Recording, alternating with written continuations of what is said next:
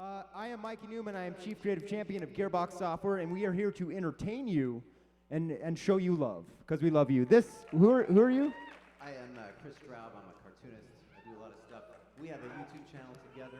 We do. That's why I'm But you do not work at Gearbox. I do not anymore. Okay. There's a serious issue, HR stuff. I'm not allowed to talk about it.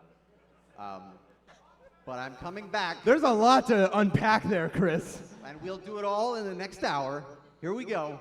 All right, so true story. I actually almost didn't make it to this panel. I am like double and triple booked for this PAX, and I barely canceled a few things, moved a few things around. I barely made it to be here.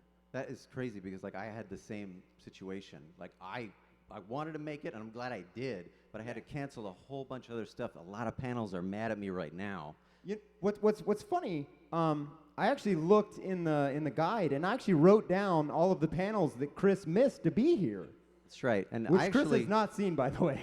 No, and this will become important momentarily. And I have, I checked it out too, and here apparently are the panels that you were supposed to be on. Oh wow! And do you want to just read each other's lists? Let me just give you that one, and you give me yours, and then I'll just check out what I missed. All right. So I almost did not make it to the Gearbox Software panel because I was booked on for the last time, it's not called Beetleborgs, dealing with brand control issues. Join Mikey Newman for an hour of Q&A in which he must disappoint fans of Spawn's big bad Beetleborgs who thought they were finally getting a game. That was a hot panel. I'm very sad to miss it. Yeah, they were upset, a lot of them. Yeah, what was one of the reasons you almost missed? Let's see why I almost missed it. I was going to do this panel instead. Sweatin' to the Dialogues, Chris Straub, Mike Krahulik, and Richard Simmons kick it sweat style. Exercising to episodes of Game of Thrones. It doesn't work. It does not work.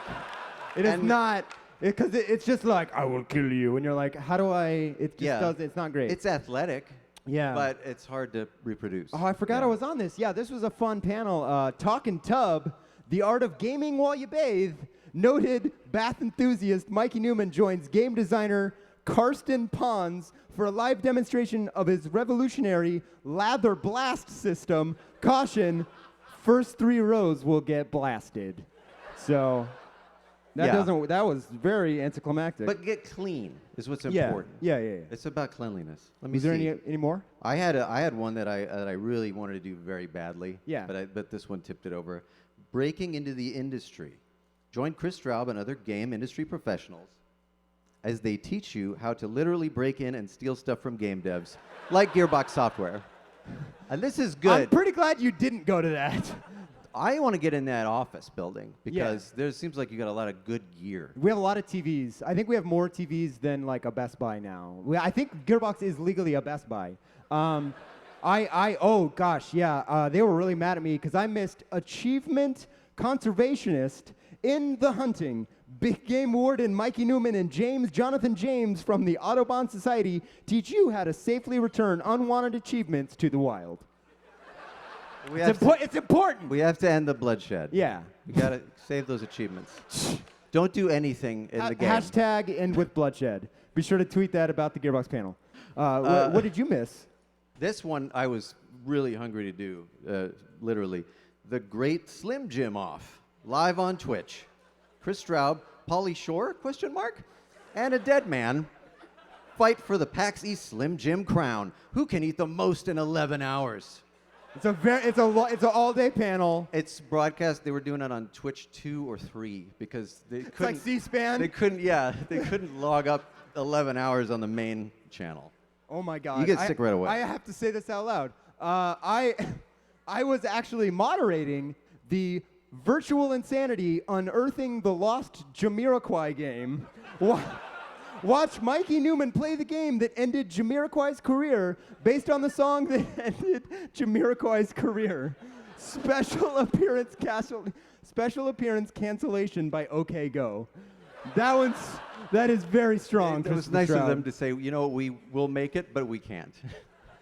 So don't expect us. See you there. That's well done. Oh, man, I can't believe I missed this one. This is terrible. Doritos presents Chris Straub's Back Rub Time. Just yell the word Doritos at Chris anytime this weekend, and he must give you a back rub. Binding. He said it. He said it out loud. Where's the stairs? I gotta go Yeah, down there. I got a lot of work to do. I got. It'll be broadcast on Twitch 3. This is the last one I had to cancel. God, I was really sad to miss PAX panel. The game. The panel. Is it a panel or a game? This thought-provoking philosophical roundtable asks, what is and isn't a game? And why don't we just say the stuff that isn't a game is a game? Panelists include nobody. Good. I mean, that's fine. I missed it then. It's a thinker. If nobody's there. Can it be a panel? And then this is the last one that I have here. Gearbox can get it. Screw Gearbox. We hate them. Join an illustrious list of garbage people like Chris Straub, Christian Slater, and Jesus Your Lord Boo Gearbox.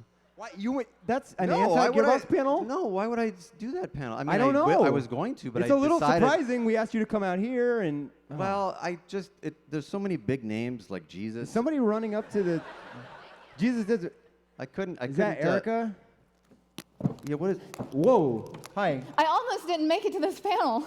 Oh no, we already did No, that. yeah, we did this that bit bit already. already. It's done. You Yeah. you actually did miss the.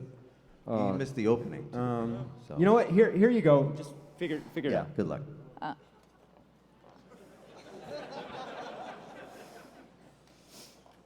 All right, are you guys ready to start this panel for real?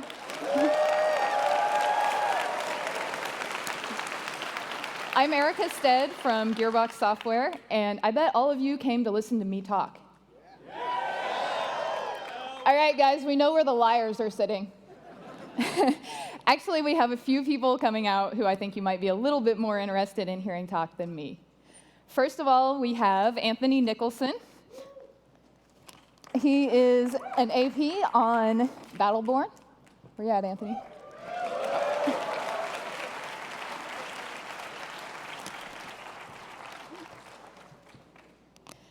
And we have Brian Thomas. This is the design director on Battleborn. Scott Kester, Battleborn art director.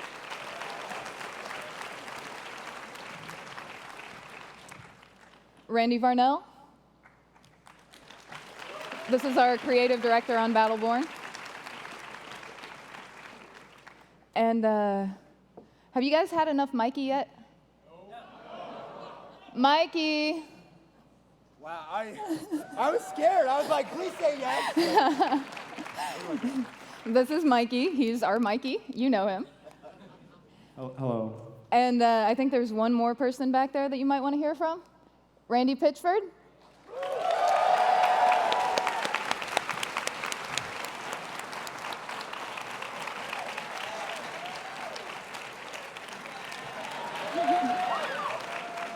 Where do I sit? Can I sit here for Sit now? here. Wow. Hi. You're all so dim. Oh, wait, okay. How's it going? I'm really anxious because these guys and I and the whole team at Gearbox have been working our literal butts off. Like, we don't have butts anymore. It's very difficult to sit right now because we've been working on Battleborn, and it comes out on May 3rd, so we're freaking out. We're freaking out.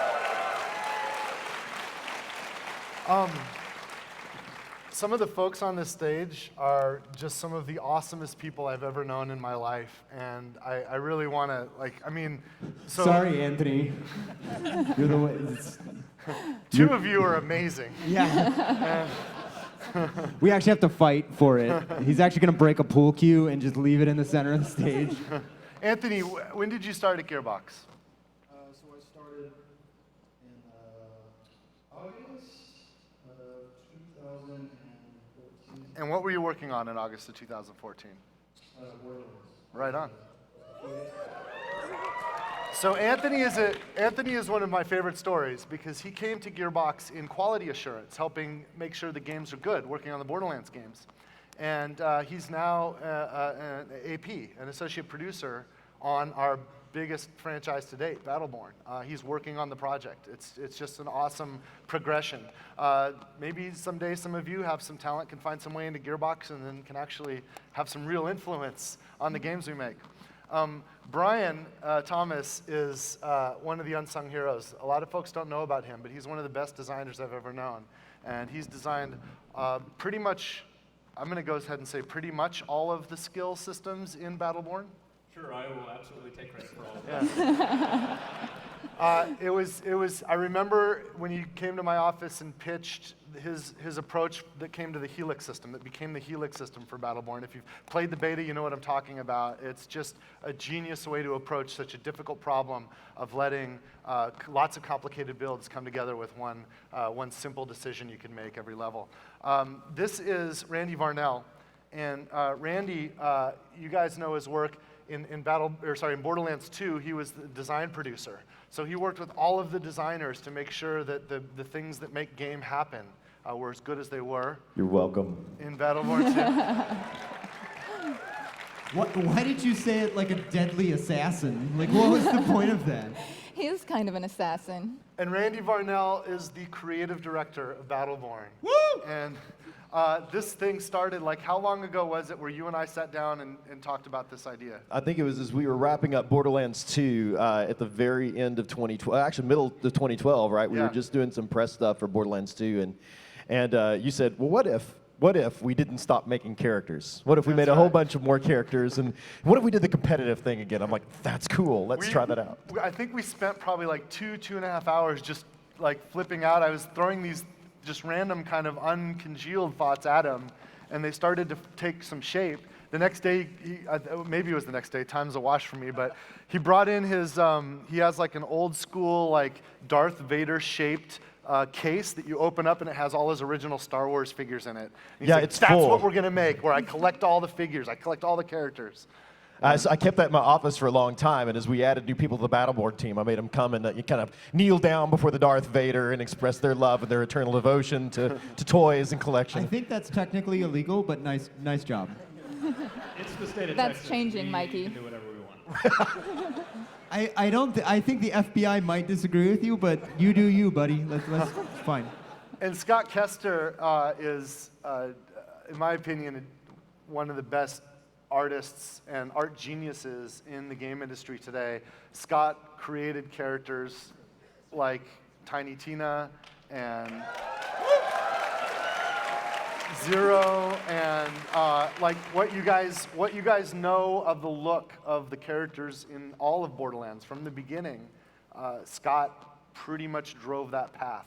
And Scott is now the art director of Battleborn, and I have never seen a more incredible looking set of visuals than what you have in Battleborn, and I'm just grateful that I get to work with you every day. So, thanks, Scott.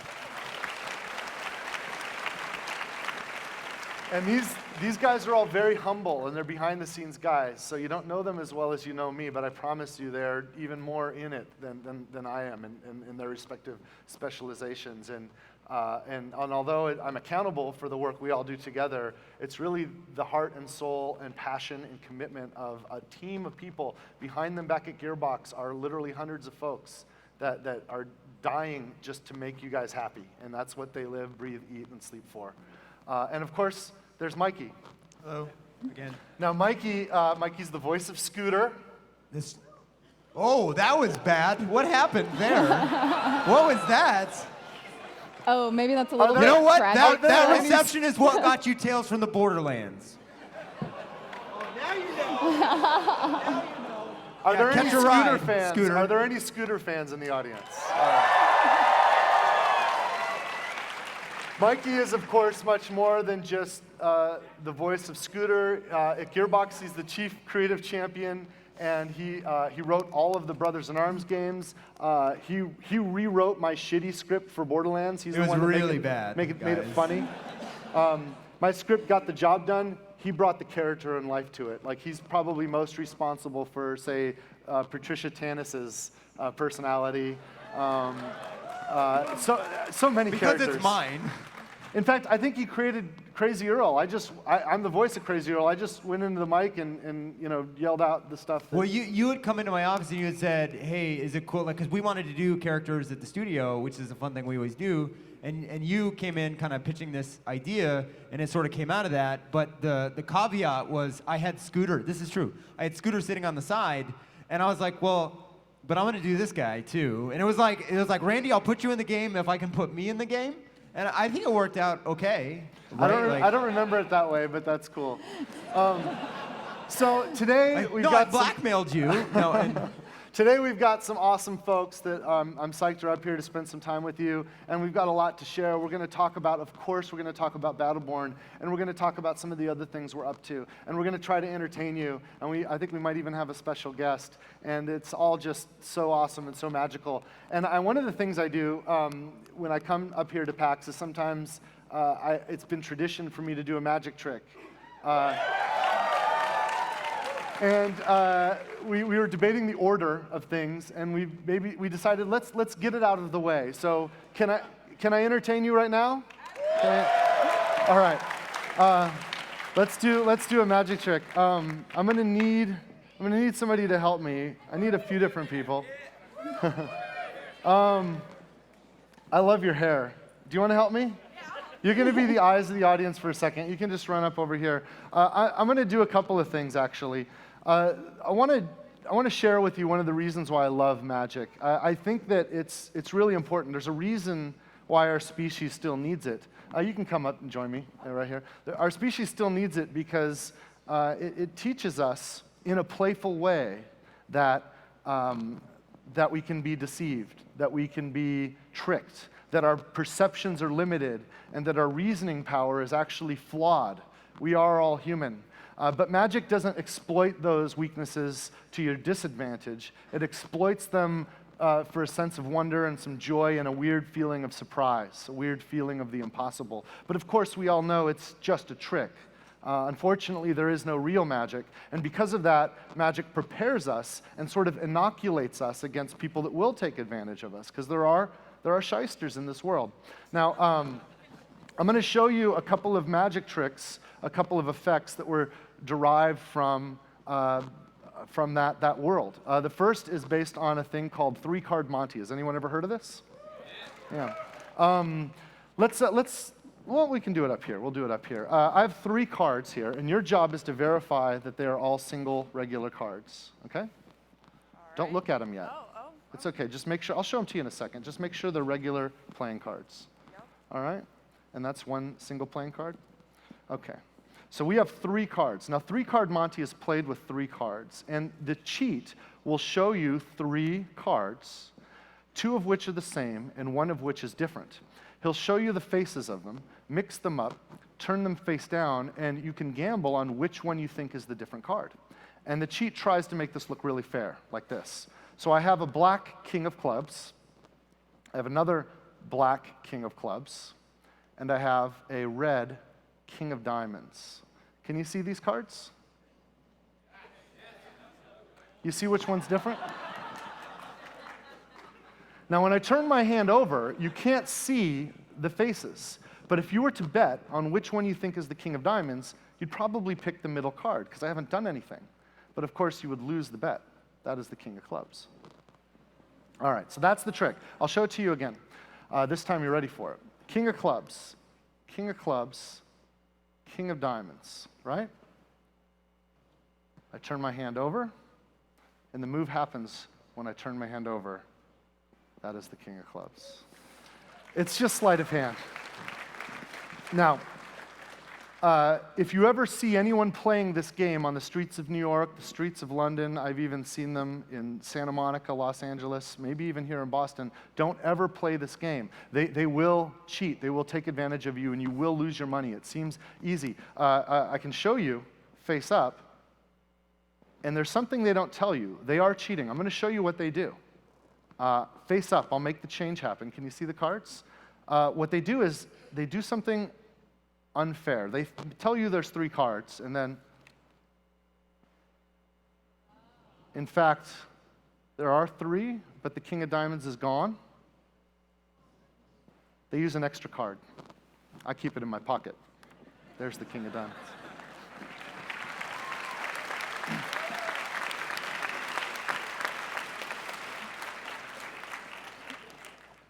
Now, if I take the king of clubs and I put it back in my pocket so that I only have 3 cards, now it's very tricky because I have to switch the king of diamonds for the king of clubs that's in my pocket. And I have to do it without you seeing me do it. And now you're burning me. Watch this. If I just move my hand just a bit, it's hard to track the king of diamonds, just a bit. The hand is quicker than the eyes. You can't track it, and you can't see when it vanishes, and in fact, it's back here in my pocket. See it? Show it, pull up. There it is. All right.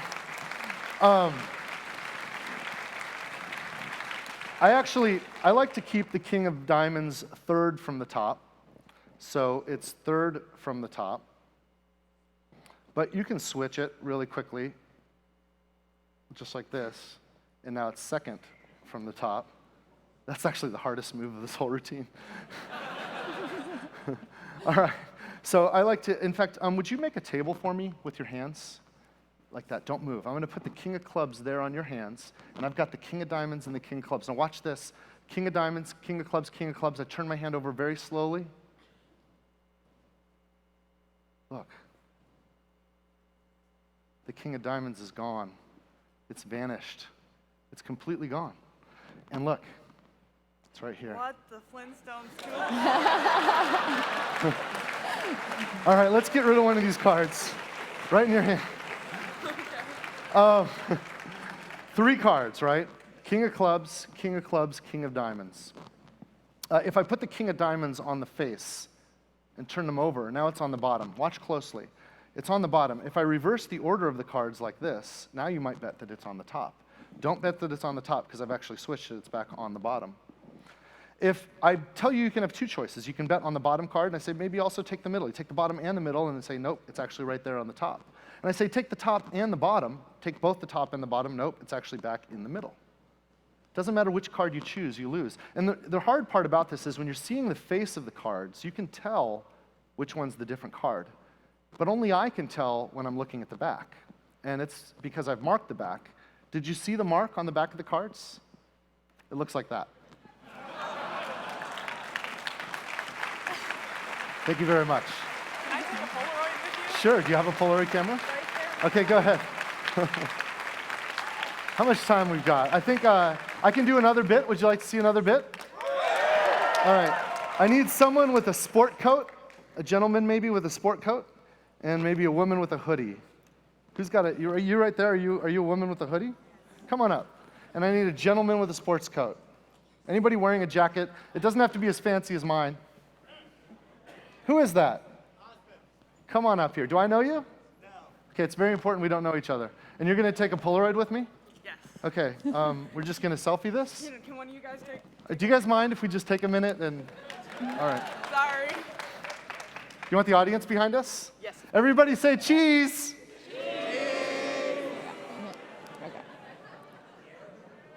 See. Oh, my goodness. That is pretty fancy, Awesome. Randy. That's a fancy sport coat. All right, come on up here. We'll stay back here. This will be better. Okay, so you just saw I was doing some, I only need one person with a sports coat. Do you guys want a Rochambeau for it? I think I pointed to this gentleman. Why did you come up? No, you stay. I need you with. No, I know. I'm back Okay. now. Is it okay? I actually pointed to him. Is it okay? Okay, I'll catch you next time. I'll tell you what. What's that? Let's rock, paper, scissors. Okay. Just for fun. Clock's ticking, but. If So you just remember, go second, it's fine. you can always be taken advantage of by a cheat. All right? Hey, now I would like to say that is one of our great helpers on Battleborn, Nikki Stell Shampoo, who's helped us with a lot of Let's Play videos. So thanks, Nikki. All right. Why don't you come over here, and you come over here. Now, I demonstrated 3-card Monty. There's something else you might want to look out for if you want to protect yourself against cheats and shysters, and that's a pickpocket or a thief. If you've ever been to a busy city, like Boston, you can be taken advantage of, and there's some ways to protect yourself against that. What you want to do you have a phone on you by any chance? Where do you keep your wallet? Where do you keep your wallet? I used to keep my right pocket, but I don't have it on me right now. Oh, you don't have it on you? Dang it! That's like okay. Where do you have a phone on you? Are your pockets empty? So this. That's your phone? No, it's my Vita. Well, do you don't have any? That looks like an N-gauge. All right, this will work. And you got a pocket there. That's cool. Okay, so I'm going to show you you're going to pretend like you're playing on a subway or something. And I've got, we'll use my wallet, so it's not too weird for you. This is a Breast wallet. I've got my passport in it. Can you guys see? This is my actual driver's license. I live in Texas. This is my Amex card. Don't look at the number. Okay, and I've got my health insurance card from Gearbox. This is a United States passport, an official passport. It's got all my. Look at that. This is a Chinese Visa. Can't forge that. Our Pitchford, right? And I've got money. This is a $100 bill.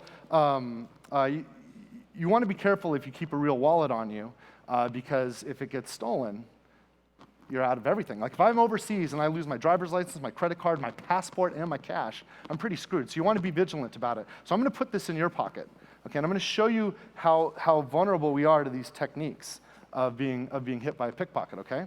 Okay, so the first thing a pickpocket might do is they might approach you and interact with you. Like maybe, oh, that's a really nice jacket. And even though I just barely put my hand in, I can take out the money. Sleight of hand, I was able to get in there with just 2 fingers, and I was able to get my $100 bill back. Now, it's a little harder to get into there to get the passport and get the credit cards. I'll come back to that in a minute. I'm going to get those things in just a moment. Let me make sure I can get to yeah, I got now I'm going to show you a different kind of wallet. This is what you want to travel with. Have you ever heard of a throwdown wallet? Kind of, sort of. It's like when you get mugged, you throw down the wallet. That's right. It's a fake wallet. In my fake wallet, it's like a fake reward card. This is like a fake, this is like a coffee shop, a fake coffee shop card. And I even got $1 million bills in my, so these are $1 million bills. So I use a throwdown wallet, so if you can leave it, I leave that in my back pocket, because that's where pickpockets will tend to go. They'll go into my back pocket, and they'll just take it, and I don't care about it as much. They might, or if they ask me for my wallet and throw it again, I'll just throw it on the ground, and I'll run off while they're digging for the wallet by the time they realize it's fake. I want you to take this, and do you have a phone on you by any chance? I do, unless you just took it from me. I did not. I haven't touched you yet. I do. Okay. All right, cool. So, well, your hands will be busy with the phone. I want you to take it and put this in your hoodie, right? Put it in your hoodie pocket right there. That's fine. Okay, now take your phone out and pretend you're using your phone. I'll come back to you in just a minute. Okay, and I'm going to pick your pocket in just a minute. Okay, so now now I haven't touched you since I walked over to her, right? But now I'm touching you. Yep. And so but if I bumped into you, like I could have gotten away with murder. Now, did you feel that? Yes. Well, you felt me bump into you. Now, did you feel me go into your wallet? No. Okay, let's reach inside. My hands are here. I'll do this. We're going to reach inside now, and I want you to notice as we get the wallet out. Okay, I want you to notice that wait a minute. The passport's gone. I took the passport, but where are my credit cards? I haven't gotten to the credit cards yet. Did you take, when I was busy with her, did you take my credit cards out? Where? Come on. Hand them over. Which pocket are they in? Come on. Where are they? Check your pants pockets. Do you have my credit cards in there? What do you got? Pull them one. Oh gosh. Look at this. This is my Amex card. That's my insurance card. Oh, that's my driver's license, and that's my insurance card. So, all right. So now you've learned how to be a pickpocket. Well done. All right, so you're busy working on your phone. So I'm going to go in, like if you were on a subway, imagine you're on a subway, and I'm going to reach in with my hand, and you might not notice this. Oh gosh, what have you got? You got all kinds of stuff in there. I'm doing a bad job. But you can tell I'm sorry, that was bad, but you can tell how light of a touch that was, right? That was a light, but anyway, I got the wallet. But the wallet isn't the important thing. What we demonstrated earlier is what matters isn't the wallet. Like, all I've got in here is just, I can't really use the credit cards long or anything else. What matters is the money. What matters is the money. So what you want to do is a great pickpocket will take the money, and he'll put the wallet back in your pocket. So right now I've got the money. I've got the $1 million bills. And check it out. That's all I have right now. I have just the $1 million bills. Rolling in fat stacks. That's all I have. I don't even have the wallet anymore. What happened to the wallet? You go ahead and check your pocket. And there's my wallet. The wallet's back in the pocket. All right. So that's a demonstration of how vulnerable you are. Thanks very much for your help. You can go this way. Thank you for your help. You can go ahead and head off right there. I think we have time for one more. I need, let's see. You're too eager. I need a shy person. Not a cosplayer. They'll think we're in league. The woman right there, looking at you. No, don't look away. You right there. You. Yes, you. You're gonna help me out. Come on up here. This is a fun little bit. We're about to launch a game, and I'm terrified. As you know, the internet can be cruel. And sometimes people, in fact, I'll take my jacket off. This is a jacket-free. This is a jacket-free trick right here. Come over here. The internet can be cruel. Sometimes trolls decide they hate us. And what's your name? Stacy. This is Stacy. Stacy, would you mind helping me for a minute? Here, stand right. Let's move over just a little bit that way. Perfect. Stacy, we're gonna demonstrate maybe how we can deal with haters on the internet. What I've done is, here, hold this for a second. And let's see, I've got these cards here with numbers on them. And I've written on the back of these cards different behaviors, different responses we could have when people come out at us with hate. And you and I are going to demonstrate this together. Okay, so inside, take the lid off. Inside there's a die. Here, I'll take that. Put your hand over it and shake it up. Shake it up as much as you can, okay? And then, you happy with that? Yep. Okay, look inside, and what did you get? A 5. You got a 5? Let me see. 5, okay. There's a 5. We're going to look and see what behavior's on the back of this card, and this is what we're going to do to haters, okay? And maybe you and I could demonstrate for them. Good. You really want to see what's on the back of this card. Yeah.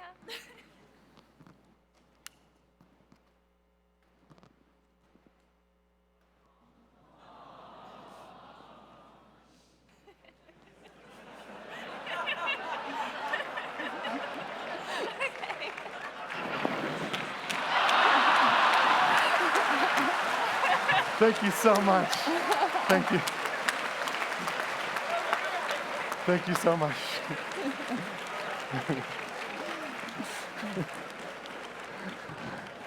All right. Was that fun? All right. All right, guys, let's continue with some actual content. Yes. The entertainment portion is completed. What are we doing next, Erica? Well, Should I sit right here on the stool? sure. We'll balance the room out a little bit. I remember when you were first teaching me about panels, and you said that a good panel needs a lot of different ingredients, things like entertainment, information, great people, maybe some magic. But I've been noticing lately that... And you know what else? What? Doritos. Doritos. Where's Chris? Where's Chris? Where's Doritos! Chris? Doritos. I just worked, Chris, man. back rub time, buddy. No, them's the rules. Give me the back rub. Well, I've been noticing, aside from Doritos, a lot of panels nowadays that are really great. Did Doritos pay us, by the way? Not hope yet. so. Not yet. I asked Keely if he could hook us Yeah, up is with your name, Doritos and is your Mountain name Dew, Keely? so- Yeah. All right. I love you, Chef Keely. I'm sorry. All right, go. I'm sorry. I didn't mean to step all over your segue It's there. important. There's all right. something that a lot of panels have now that is really important for the What's success of a most panel. important? What do panels need to be successful, Erica? Tell us. Greg Miller. Greg Miller? Yes. And I know he's at PAX, but he asked me to delete his number, so does anybody have his number? Has anybody got Greg Miller's number? My phone is over there. Greg, are you here, man? Just everybody have an shout Greg idea. really loud. Maybe he'll come if he sees this. Oh my God, it's Greg Miller! He met, yeah. Look at that. Haven't run in a long time. He almost didn't make it to this panel. Hey, man. Thanks for coming.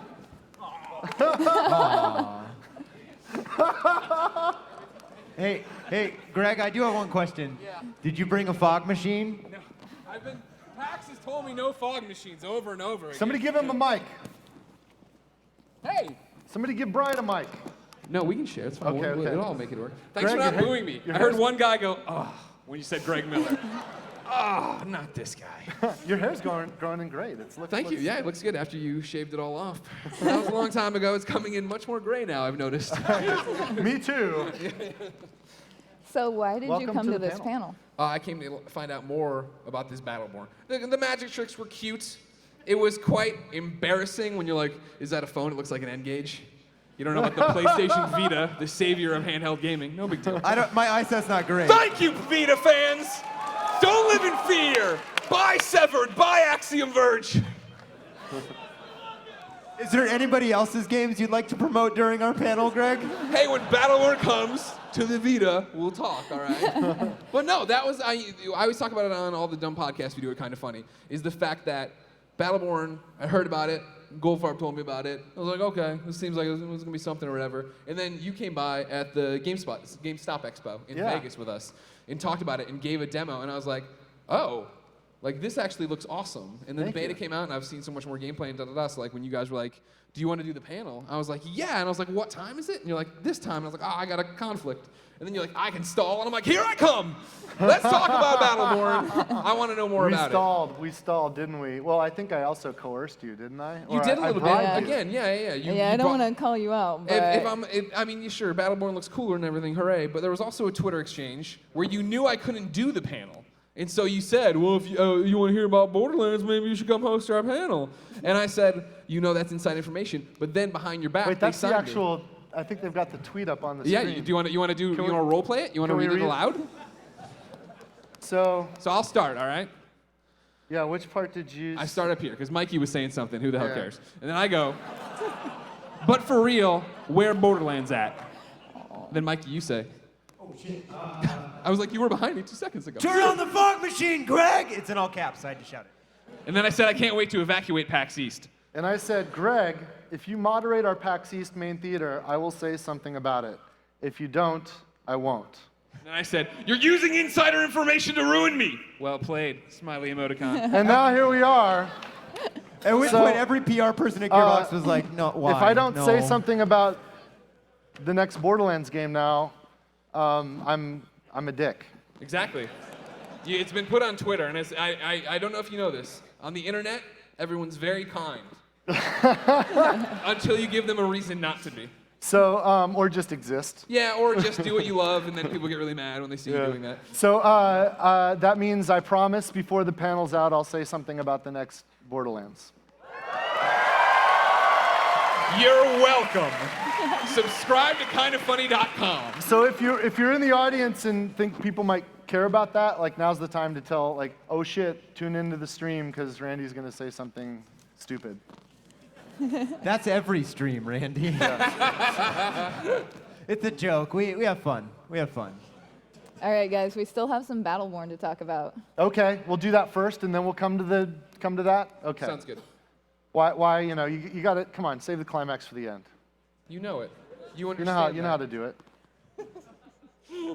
All right, Erica, take us somewhere. All right, Battleborn. So Battleborn is what we call a hero shooter. I don't know if anybody remembers this, but I'm pretty sure that Randy actually coined that phrase. I cannot find a use of it on the internet for this type of game before your tweet. The hero shooter tweet. Yeah. Well, there's Yeah. a few other words in that tweet too. Was that the tweet heard around the world? I guess so. The- It's no big deal. Can we bring that tweet up? Should we roleplay that tweet? I tried Just to go to describe. Destructoid. They I post it tried to every describe week. Battleborn in 140 characters, and like a huge number of people thought I was just throwing random buzzwords at them. Both can be true. These aren't mutually exclusive. To be fair, I was. Yes. Okay, so what are we doing? What All are we right. saying about Battleborn? So Randy Varnell, do you want to give us a quick little intro to Battleborn? 140 characters, go. Oh gosh, I mean, You're out. You're burning. I'm You're out. burning characters right there. well, this is the problem that we've had for 3 or 4 years, right? Is when Gearbox went and did Borderlands, we wanted to mash up some of our favorite things. We took shooters and RPGs and put them together, and I think that turned out all right, right? So when Randy and I started talking about Battleborn, and we started talking about the elements that we really liked. I mean, we were addicted to making characters. We made some really cool characters for Borderlands 2, and I worked with the design team, and I'm like, I mean, we've got so many other ideas and so many things that we want to do, so let's not stop. Let's do something with that. And they were like, you know, we want to do a competitive game. And we were looking at the competitive games that were really big when we started the project and still are. You know, Counter-Strike on its way back up, League of Legends and Dota were out, you know, Call of Duty's still there, Halo, all these competitive games that are just all over the place. And we wanted to mix some of the great stuff from all of those together. And then when we got some other designers in, you know, BT started and Kester got involved and our other design team back at Gearbox, we just took some of our favorite stuff, dumped in my Darth Vader toy box, you know, and kind of put it all together, and Battleborn just started to emerge as this mix of all these things that we love. Now, we hammered on it for a couple of years, and it kind of fused it into this new thing. And I think hero shooter was the best term we could come up with for the longest time. And I think it's the simplest way to describe it. But it is a game with amazing action and shooting, and not just shooting. I mean, it's you call it a hero shooter, a hero sorter, a hero. I mean, we've got all sorts of characters. We got like 10 dedicated melee characters. We've got characters with magic. We've got mushrooms. We've got a penguin in a mech suit. You know, we've got all of these weird and wild characters. Toby Love. We've got all these wild characters, and they all appeal to us in different ways, but at the heart of Battleborn, it is a love story to characters in video games. How many people have played in the Battleborn beta or played it at a show like PAX? Awesome. That's awesome. You know what? I bet it's not even quite half of you. Let me just consider this. I know a lot of you are here because you love us for our other games. Maybe you love Brothers in Arms, or maybe you like Duke Nukem, or maybe you like awesome, or maybe you like Borderlands. And I know there's a lot of you here. I want to remind this group, there was a PAX that we went to right before Borderlands launched. It was about the same amount of time between this PAX and when Battleborn is launching. And we did a panel. And I think that panel had like 400 people in it. And we were in like a side room. And in that room, like, nobody was really quite sure yet what Borderlands was and if it was going to become the thing that has made probably most of you show up today. Well, you guys get to be here right now with us as we're telling about the next thing that we've poured our hearts and souls into. And I hope you like the game. But if you do, you were here. And I love that we're sharing this together, because we have no idea how this is going to turn out. I mean, we have put everything we've got into it, and you can feel the passion from guys like Randy, but we're all here together, and it's going to happen on May 3rd. It's right around the corner. So indulge us, because these guys are going to tell you about this game, and it could be that the things that they talk about today become the most important aspects of your experience later when you come to play and love Battleborn. It could be. And you're going to remember, man, I remember when the creative director himself was on stage and we were, 20 feet away from each other, and he was explaining this thing. And he's right, it's so cool, and it's happening right now. Yes. For the record, I don't know if the rooms can get much bigger, though. Like, be careful, you're at 400 for Borderlands. I don't know. You have to have your own expo. That's true. No, they're going to make a new main theater. We're just going to be a hotel. The more main whole theater. hotel. We also have a trailer for you as well. Oh, that's a good idea. That's a great primer. Do it. Let's roll the trailer. Can we roll the trailer? It's rolling. Trailer's rolling.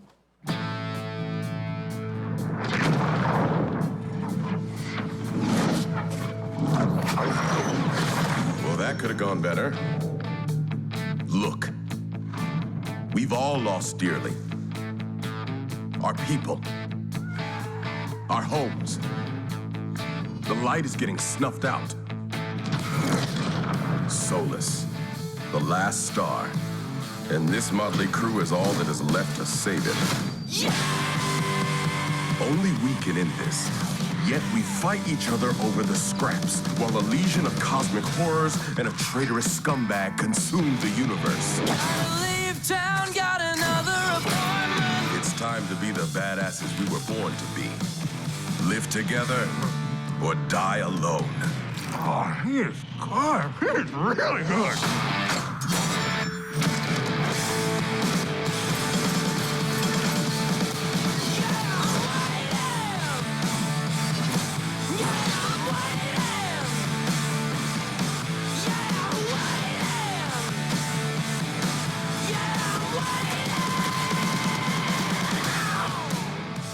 It's so cute how you think you can stop me. Solus will fall. You just called down the thunder in Dane. We were born for this. We're the Battleborn. I am so ready to rock! You got a little something right here, big guy. Huh? Did I get it? Yeah, you're good. Okay.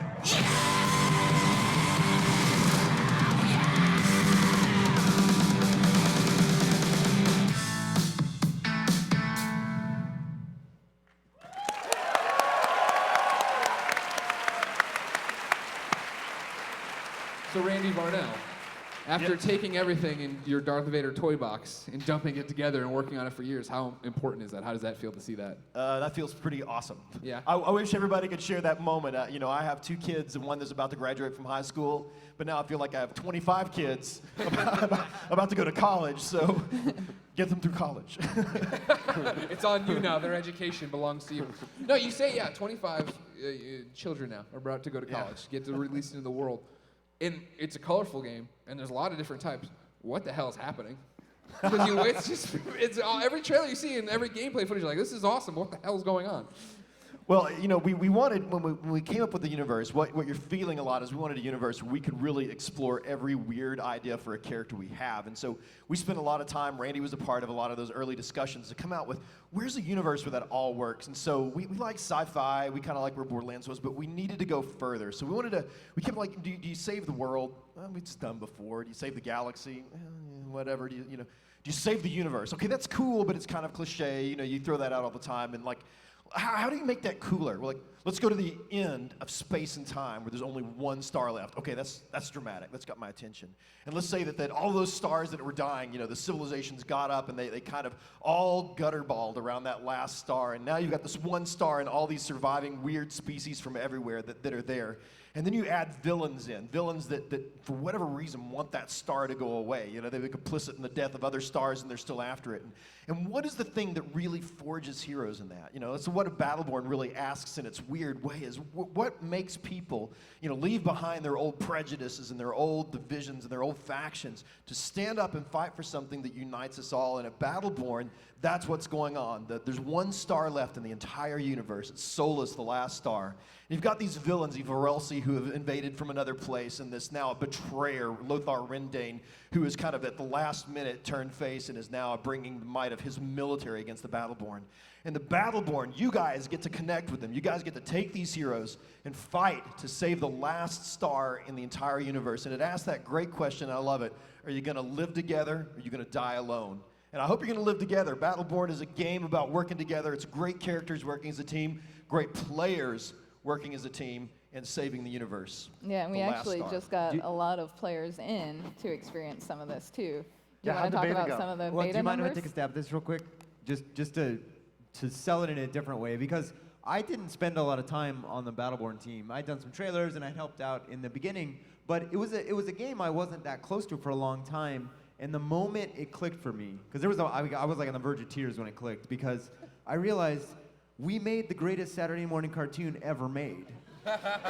and like when you go into the story mode and you pick your players, it's like it says your gamer tag and Mikey Zilla as Montana. Like it has the winning credits and a montage, and I was like, oh my god, this game is for everyone.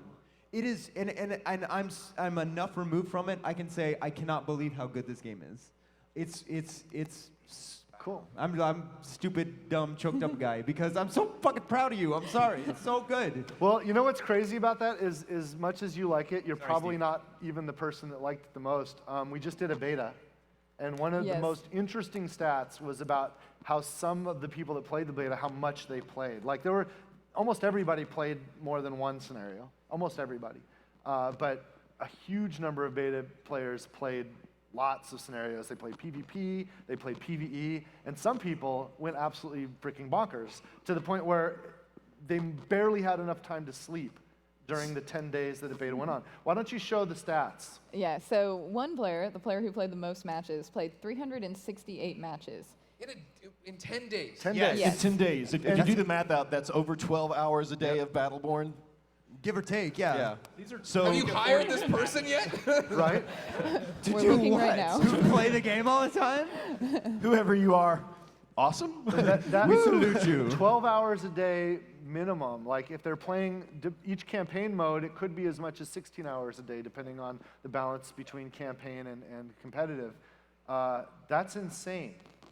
If you're out there, I love you and I'm afraid of you. Please Equally. eat some meals and get some sunlight. Yes. And then the game is coming out on May 3rd. Do it again. Yeah, So get what s- about get some of the Wheaties. stats that everyone did together? So we have loot like we did in Borderlands. You guys like loot? Well, Battleborn, we're Gearbox. We can't make a game without gear in the box. That's terrible. What? Please leave the stage. No! Shut it down. No one buy Battleborn now. I Or- said All the nice goodwill things out the about window. you. So Battleborn has this loot system. Take two, go. And you gain the loot as you play through the game. You know, from killing bosses in the story episodes to buying loot packs that you get with credits that you earn from the multiplayer levels. 9.5 million pieces of gear picked up by players in the 9.5 million pieces of gear picked up by players. It's an amazing stat. And even more than that, so the game has these shards that you use to buy things in the match. You use them to power up loot and use them to build turrets and stuff like that. Shards are kind of important to our universe. They're the results of the stars being darkened. And 46 billion shards picked up by our players. I love it when you have millions of players playing your beta because you get these weird stats like this. 46 billion shards were picked up and used in the matches. That's an incredible amount of little yellow crystals that end up in people's pockets. We actually realized in 10 days that numbers no longer mean anything. Like 46 billion. Can you imagine after a year, we'll just be like, there's... It's like that math you do something that starts getting letters in it. Yeah, you know, right. 1.26 E, F, I don't know. They're just sentences now instead of numbers. We're also working Gajillions. on collecting some data. We still have people going over the data and pulling numbers out, but we also have some data on characters and. Yeah, this was cool too. Now, this is kind of fun because you start the beta, you have to start with 7 characters unlocked. So as we imagine, those characters got a lot of play. But among those, Oscar Mike, the character that we intentionally made as a very approachable character for shooter players, was played the most. Oscar Mike actually shot, I think we have a slide on that we'll talk about in a minute. But Oscar Mike was the best. You really loved Marquis, the gentleman robot sniper, so good on you. He's, Who knew steampunk was so popular? All right. And then Wrath, which is one of Scott's babies, right? Wrath, what was his inspiration? Laser. Laser samurai vampire katana. Right. Swordsman. See, you're just doing the thing he did where you just toss random cool Yeah, things that's together. how we designed it. Look how it works That's out. literally our Yeah, look and at then it's him. cool. But Oscar Mike did the most damage. Wrath has a sword, and he has another sword, but when those won't do, he can drop them both, and he's got this massive sword. He's got 3 swords. Here's a good hint for art direction. Add more swords. Makes everything better. Not wrong. So, and of course, Miko, our healer, lot of healer. Miko, though, I love Miko. Even though as a healer, we wanted support classes in Battleborn. But I think we did a really good job giving you not only support classes that heal, that if you ever were like a raid fan and you want to sit in the back and heal, you can do that with Miko. Miko's also very lethal. I had a lot of, and I apologize this if I played can against debuff shields? You can debuff shields. But open beta players, if I was in one of the matches where I went 15-1 on you as Miko, I'm so sorry. I promise I taunted every time I did that. Yeah, you sound sorry. But Miko, all of our support players actually have some teeth, and they're really good in combat, very active roles. If you've not tried playing a support character in a shooter action game, you need to give Battleborn a whirl because Miko is amazing. Yes, he is. Or she. What gender is Miko? Miko is Miko. I think it's Miko an is a open fungus. dialogue. Miko, I don't think has a gender. Miko's a fungus. Genderless is the way to go. Some things don't have said that. genders. Some things can have sex with themselves. Or they can sporadically change. I mean, I've been working on it. Most of us can do that. It's, And now that we're life there, mission. can we talk about one of Scott's favorite characters? Yes. Scott, what's your favorite Oh, character? Oh man, my favorite character. I think it's El Dragon. Yes. Hey, thanks. So early on the project, I remember we took some paths and whatnot, and I told Varnell, I was like, I'm gonna put a luchador in this game, And he was like, no, you're not.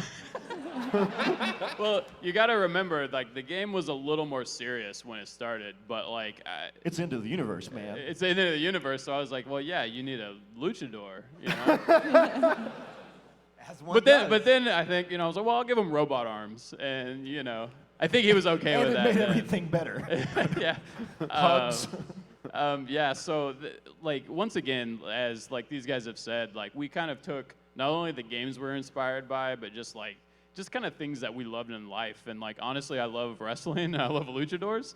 So it just felt like a cool, like, you know, we tried to take as many monsters and demons and critters and robots and like anything that we could think of to try to put in this game. And I just think he's kind of like one of the epitomes for like I'm a fighting game fan, so I was the guy that was always trying to add more like melee and more combat juggling and stuff. So El Dragon kind of became you know, he kind of rose from the ashes, of course, to some extent to fulfill some of that for myself and for the players that are more into action games as well.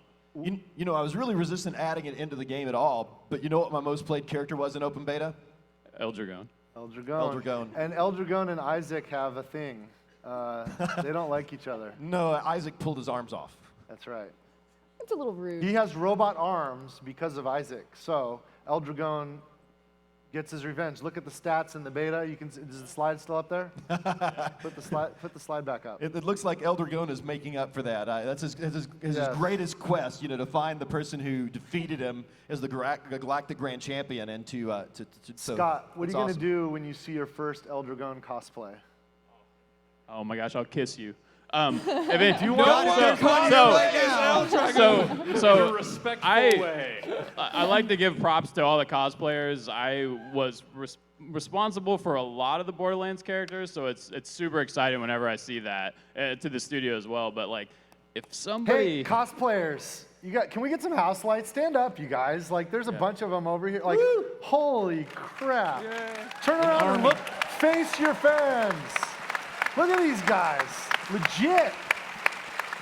Would you stay there for a second? Captain They're gonna Scarlet. get the camera on you. Look at that. You guys are awesome. That's so rad.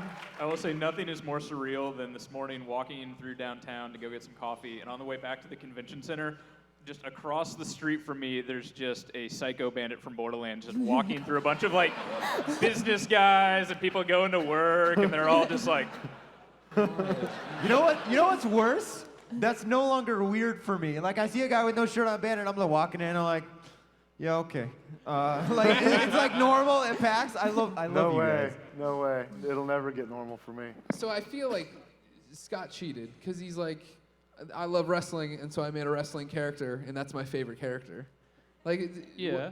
So that's what getting art director But gets that's you. just like, you're just cheating. You made exactly what you wanted, and that's what's everybody's favorite character. Like, I don't want to hear any more about these stats. What do you like to play as? I'll start with you, sir. Oh man, I'm all over the place. I've gone through so many different characters. During CTT, the closed technical test we did, I was trying to play a lot of Marquis, but I learned that like Phoebe was kind of OP, so I ended up playing a whole lot of Phoebe. And I don't know what that says about my personality. I was gonna say, yeah, it exploited so as long as you could. She got a little nerfed before the beta. I didn't play her as much. But I played on PS4, and I know this is cruel to the non-PS4 players, but I played a lot of Toby. Yeah. A penguin in a mech suit. That should have been the name of the game, I think, actually. Penguin You in a should have mech said, suit? Penguin in a mech suit. Gearbox Software. And by the way, there's your cosplay challenge. Penguin in a mech suit. I don't think you can legally buy a penguin, but points if you do. Ryan Thomas. I have to go with Wrath. Wrath was, I think, character 2 or character 3 when we were prototyping the first couple, and he was the first one that's like, let's make melee. Let's make melee work in our game, and, you know, like, yeah. Even better. It's like, what does that mean? We've never really made a game that's like, you know, your main trigger presses are You're so serious. melee. So it's like, the iterations we went through, the weird effects, and I remember Scott, you ended up doing some just really quick doodles that were like that's the official term for concept art is doodles of like technical guys. Him taking the Buster Sword off his back and like making a shockwave go forward and him throwing crossblades out and what that would look like. And there was a day that we do these crit sessions on characters where we get everybody in the room that's working with them and we just sort of poke out things that we want to fix. And we came in and we hadn't had a Wrath crit in a couple weeks, and the Buster Sword was working, the crossblades were working, the effects pass that Gagne did had come in, the animations were in, and it was like, oh wow, that's there, that hit. We have a thing now. This is real. We can do this. Like there's a path forward. So he has a special place in my heart. And then I think like the first day of open beta, like I was like, I'll play Wrath nicely for people. And then the second day, I woke up, I had some breakfast, I got on. People destroyed me on like 4 matches in a row, and I'm like, no, it's gloves off. Yeah, right. Yeah. It's Wrath, and I know how to cheat with this guy, and I know everything that's overpowered, and this is what we're doing for 3 days. Can I just say that this is going to be morbid? When I die, if you don't eulogize me at my funeral in those glasses, because...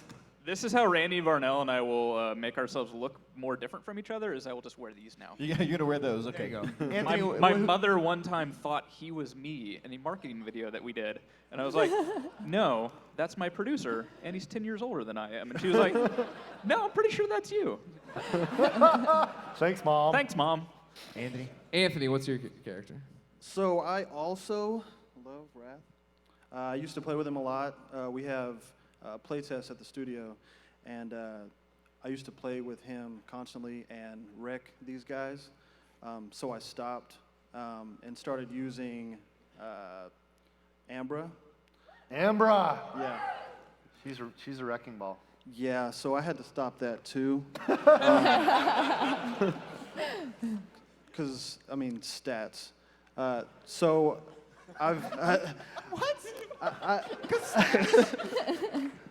So I've been using Caldarius, and which would Have be... you guys seen Caldarius? He's like this Gundam badass. Like he's yes. Yeah, I would love to see that cosplayed if somebody can pull that off. Varnell. Wow. But I really like playing Galilea. She's cool. I like using the melee characters, and she just looks awesome. So we have some stats on Galilea, yeah, right? Actually, gonna pause for a stat interlude here. That actually wasn't our real lead-in, but But it's perfect. We'll take it. When you It have a was panel organic. going so well, it's like a symphony. Let's bring up the Galilea stat. Yeah, no, Galilea has always been one of my favorites for a slightly different reason. I mean, she was, if you played the open beta, you know that Galilea wasn't hurting. She's also a very, very powerful character, but I'm getting older. As thank you, Brian, that you mentioned that hurt a little bit. He didn't even mention it. He like said 10 years. Yeah, old. Like 10 he let years, a yeah, decade. that happened. So I'm in a place that I have a son now who can beat me in any Twitch game ever, and I'm having to find new ways to compete. And the Melee and Battleborn I think is really cool because it brings in players like me, old guys. They can find a character that plays. I don't have to be the Mr. Get my crosshairs on you as fast as I can. I believe Wrath is a really great option. Galilea is awesome because you have that cool kind of sword play, but she also has a shield she can bring up that can really kind of keep you in place. But Galilea to me is really close to my heart because when the writer Aaron Lindy and I were really working on the story of Battleborn and the lore, Galilea was one of those backstories that I really had a lot of fun with. And we have several characters in our game that are thousands of years old. You get into it, there's some crazy stuff going on there. But Galilea and Ambra actually have a long feud. You know, there's a time in history thousands of years ago where there was this moment, they had this duel of the fates moment where they fight off and Ambra wins and almost kills Galilea, and that's why she has all these dark powers now. And so when I think of Galilea, I really look at some of the depth and time that we spent with the lore and story of the game on these characters and really sunk in. And it was really awesome to watch the pair almost every match in open beta for a while because both characters might have been a little overpowered. Ambra and Galilea were frequently there together, fighting together, and it just kind of warmed my heart a little bit because, kind of as a proud father again, because I'm like, man, they've got like 1,000 years of bad blood to cover up, and there they are, working together again. Good on you. So Galilea was one of my favorites. Can you explain the difference between Duelist and Mirror Knight there?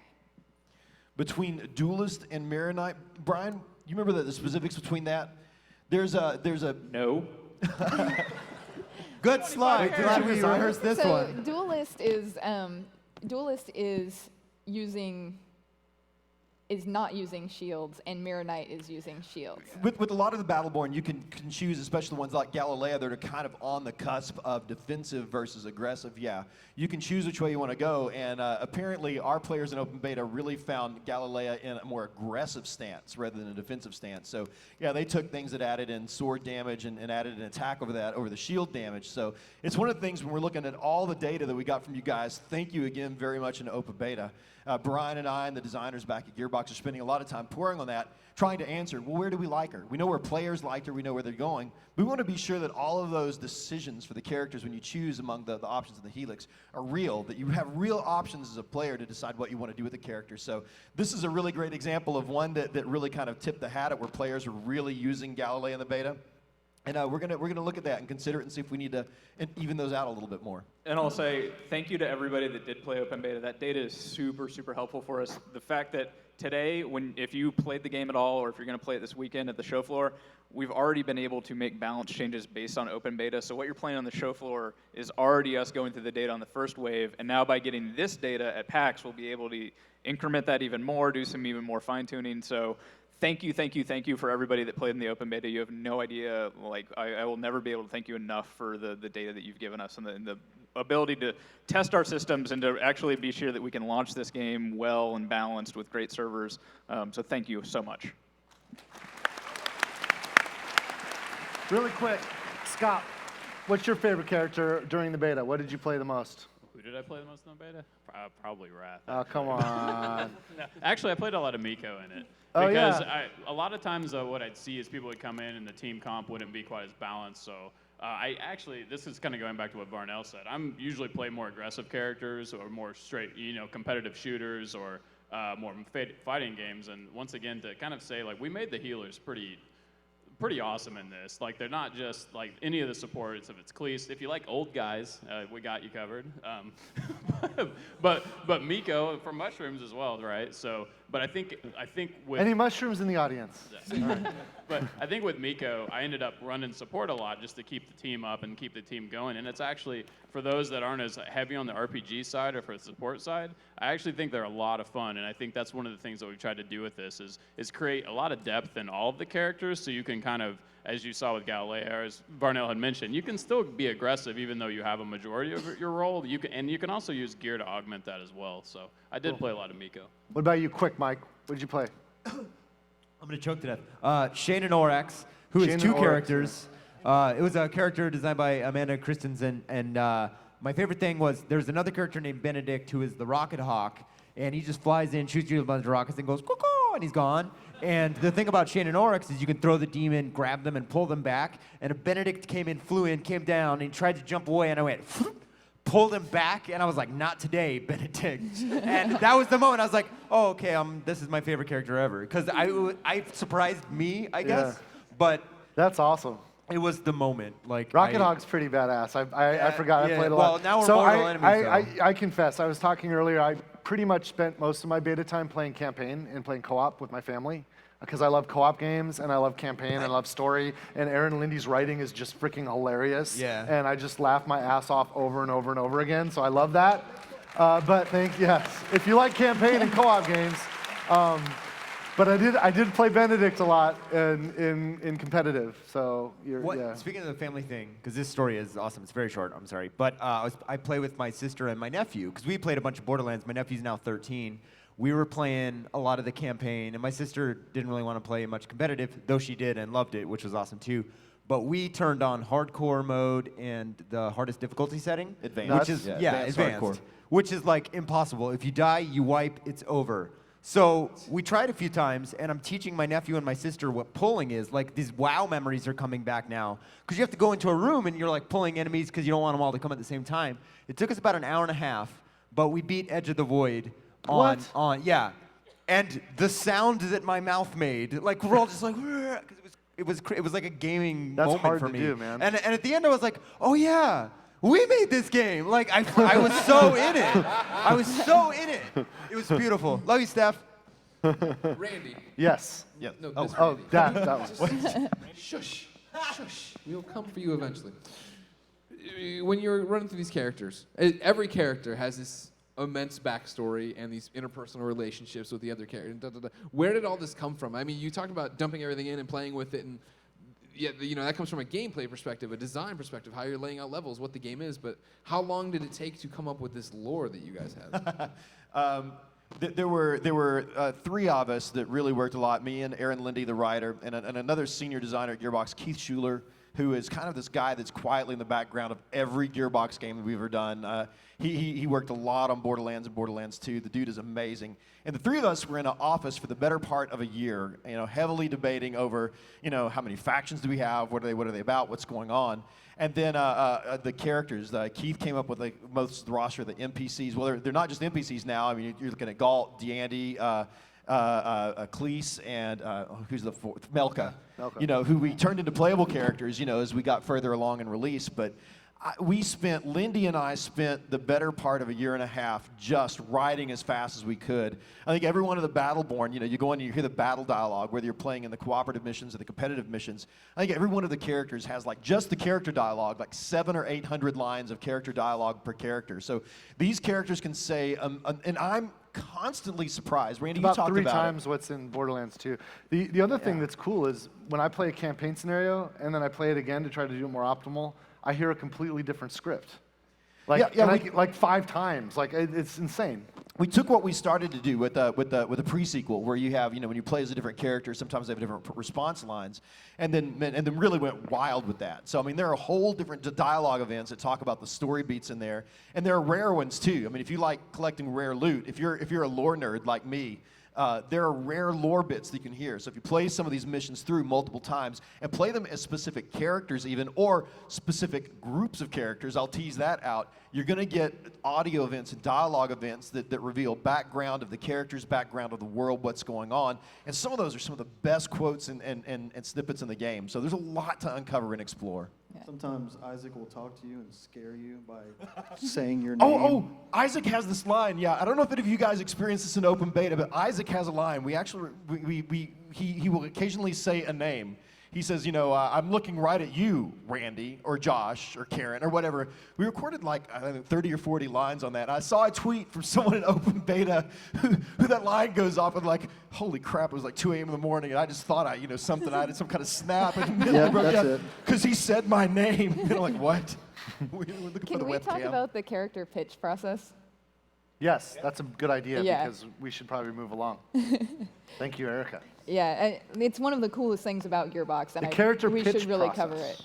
This is how a character is born.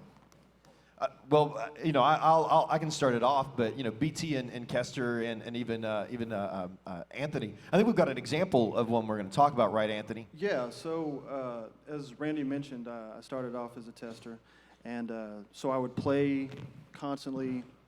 Mastered all of the characters, knew all the abilities, everything that was going on, and I would just kind of make little notes on the side of things that I thought would be really cool, things that I thought would lend to the art and the direction that these guys brought and the characters that BT and his team were making.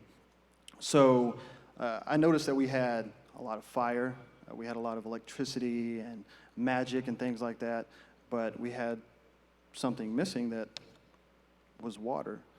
And water is something that I love in video games. On the way over to Germany, I was playing Zelda, and I fished the entire time.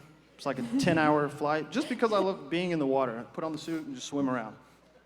So whenever I was thinking about a character, somebody who could represent that and give us bring some water and lend to what Michelle and our super talented FX team was doing was really something that I wanted to do. So we all go and speak with each other and kind of pitch ideas and throw it off of each other. And we ended up sending an email out and asking for some people to bring some more ideas, and I ended up pitching one. I actually took my paper design, it's the one on the far right, to Eric Dozier, and he sketched that up, and that's how it started. So this is a character whose name is Alani, and these are concept sketches that led to the development of what will be the 26th Battleborn. Since the main game went gold, since the client went gold, we started immediately working on what's next. And we started inventing what the next character is going to be and what the next content's going to be. And that will be included, in fact, Alani will be free for everybody. Not just the people in this room, everybody. And in fact, the next 5 characters after launch, including Alani, will all be free for everybody. Yes. But Randy, that's not how microtransactions work. You have to pay these people. So I just want to drive this home. Anybody at Gearbox is able to pitch a character. Anthony was a QA tester when he pitched this character. Yes, and now we're making it. And Alani is awesome. And you can see after the basic premise is sort of honed in on, and Eric Dosher kind of did that original sketch that was the right of the previous slide, and then you start to get into some detail. Scott, talk about like your different attempts at this. Yeah, I mean, certain characters we hit pretty quick, and certain ones we go through tons and tons of revision. We sort of had a pretty clear like angle we wanted to run with this. A little bit of airbender, a little bit of more of an Eastern flair. Anthony had a cool pitch that we all kind of rallied around. So we usually run through, and it could be 5 drawings, it could be 30 drawings that it might take to start to figure things out. And then we do call-outs and detail call-outs for the modelers and things. And a lot of times while we're modeling the characters, we're doing paint overs and work on them as well too. But it's a process that sometimes this goes really, really smooth. Sometimes it takes a while. So, but that's kind of where I come in with BT, Anthony as the designers, and Varnell as well, and just make sure this is somebody that fits in. The great thing about what we have had a tendency to do at at Gearbox is create worlds that let us just make forever, kind of. And I think Battleborn is the one that kind of let me as a designer and a thinker and all of these guys just kind of go even wider, because it wasn't just like towards sort of Pandora. It was, well, this planet and this planet and this planet. So so she's actually kind of like a weird little fish girl. Yeah, and that's exactly that was what actually the name of my concept album in college. Fish Girl. It was really good. So. Little fish girl. Once you concept her, you start modeling her. Yeah. So we have to model it, and this has to go through from the, I want to I can't even remember the amount of time that it so when I worked on Borderlands 2, I designed the 4 main characters in that game, okay? And we built those and put those together, and that took a long time. It took a really long time. I have no idea how we made 25 in this game in the amount of time that we did. It's just the amount of the iteration from the technical side, from the animators, from the modelers, to the textures, to the effects and the balance and the gameplay. It's just a monumental amount of work. And Scott, that work doesn't apply merely to the character, but also in a game like Battleborn to the effects. This slide shows concept art for the visual effects that would later become sketched out in 2D animation by Michel Gagne, who is, he's a legend in animation. He did all the visual effects in The Iron Giant. He's worked on half the Pixar movies. He's incredible, and he's our visual effects director for Gearbox for Battleborn, and he worked on the game. And so eventually you get to these visual effects. There's some of Michel Gagne's 2D work. That's one thing that I want to kind of let you guys know. When we talk about Borderlands, we talk a lot about how handcrafted it is. We hand ink all that stuff. It's not like procedural. There's an outline that's like a Sobel filter that sort of does some of that, but we hand draw everything in Borderlands. In this game, every animation in this game is hand keyframed. Every drawing that you're seeing here, there are over 10,000 drawn by hand 2D animations in this game that are brought into the 3-dimensional world. So it's just, I want you guys to sort of understand the amount of love and care and craft that's gone into this. Some of this was because I'm a jerk and I wanted the game to just be this absolute beautiful work of art, but it is also a testament to our effects team, Michel Gagne, as Randy said, who is an animation veteran, and just an incredible effects team. Yeah. Scott, did people ever try to talk you out of it though? Because it seems like it takes a lot of time, a lot of work. It's just the amount of effort, right? Yeah. It's can you do keyframe animation? Oh, me, no. Oh, well, okay, no. If you look Most at people can't. If you look at the animation, though, you can feel the artist's touch. It's not merely, it's not merely synthetic. It's not procedural.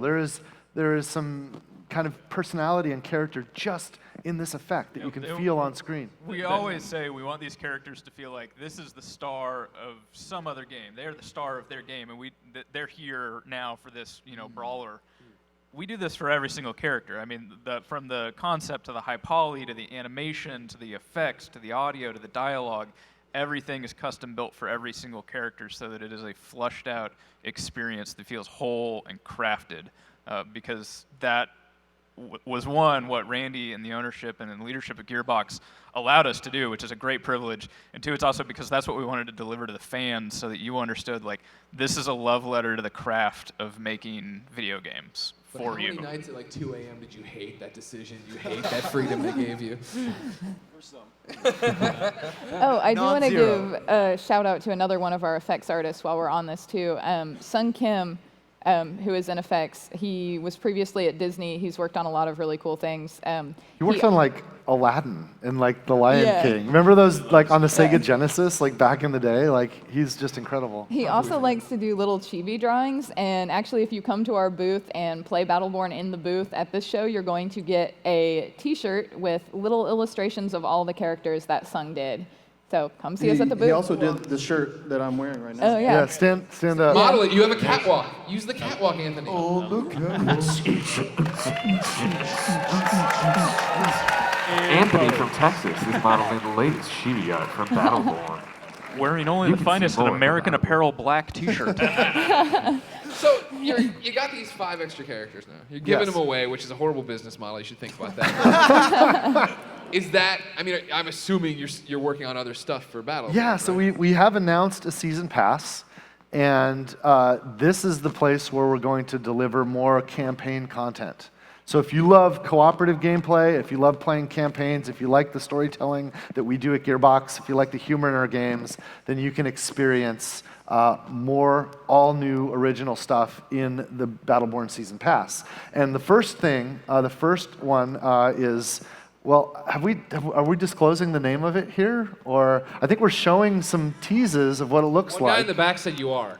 So if you look at the screen, this is some Me. teases, some concept art of what the first environment that will be part of the season pass will look like. Yeah, It'll the be name's, 5. The name's not final yet. But. So the season pass, it'll include 5 campaign scenarios. Yeah. And how many of you played any of the Borderlands season pass content on any of our games? Yeah. So one of the really awesome things about like the way that the video game world just works now is to be able to like, we don't just have to like make a thing and it's gone forever. We can revisit it and we can understand and we can have communication with our fans and understand what do you like, what do you wish was better, what do you wish we had more of, and that's really one of the things that we're already starting to respond to. We've gotten great feedback from people, both from open beta and from our focus testers that come into our office anytime. If any of you live in the Dallas area, please feel free to go on our website and sign up to be a focus tester. Don't come to the office. Yeah. Sign up on the website. Yes. And one of the things we really wanted to do with these operations mode was, really tie into the things that people are already finding really entertaining about the game. So we've got these like hyper-focused narratives where we're really encouraging you to play these maps over and over and over to really dig into the narrative depth here. We've got them packed full of loot. We're trying to implement a couple different new mechanics where the more that you play these things, the harder you're going to get. So we're taking some influence from those OP levels that we did for Borderlands 2. And the better loot you're going to get. Yeah, and the harder it gets, the more of a challenge you're going to get, and the better loot that you're going to get at the end of it. So we know everybody loved customizations in the open beta. Any of you that sat at character select for too long in open beta, people really like to press the taunt button a lot. So we've got extra skins, we've got extra taunts. We're going to pack these things full and really try to give you some really awesome, condensed, hard challenges that when you crack into that nut and get into it, you're going to find all kinds of goodies that we've hidden in there for you. That's awesome. The other cool thing is our publishing partners decided to, they want to be really aggressive with this. So they're charging less than they probably should for these things. So this time, Season Pass will include 5 DLC packages. And the entire season pass, I think, is $20. In the Borderlands era, we did 4 DLC packs for $30, right? Yep. Is that what they decided to charge for them? We're just the developers. The publisher kind of sets the pricing and stuff, but I love it when we get a lot of value to folks. I think we have a tease for even Yeah, what the about second DLC, right? the PvP? I thought I saw some artists working on maps the other day. We did. Knowing PAX East was coming up and we had the chance to spoil some things here. Co-op is one side of the equation. The other side is our competitive PvP. And we definitely want to support that and keep that live. It's currently our plan, and I hope we never move off of it, and I don't think we are, but PvP support will continue to be free. That's going to be balance changes. That's going to be new maps. That's going to be new modes. We've got some really awesome things in development. Some of these screenshots that you're going to see, this is from one of our new capture maps that's going to be coming out. We've also got a new incursion map coming out, a new meltdown map coming out, and we're going to be launching these things periodically to keep multiplayer fresh and keep you coming back for new goodies. We've also got some new multiplayer modes that are coming. I think you're really going to dig them. They really dig into some of the things that people love about Meltdown Incursion. That hybrid, being able to hunt each other down, but also being able to hunt down AI and kill them online. We're really starting to get some awesome metrics on what people are digging there. So we've got some really cool stuff coming up in the couple months after launch.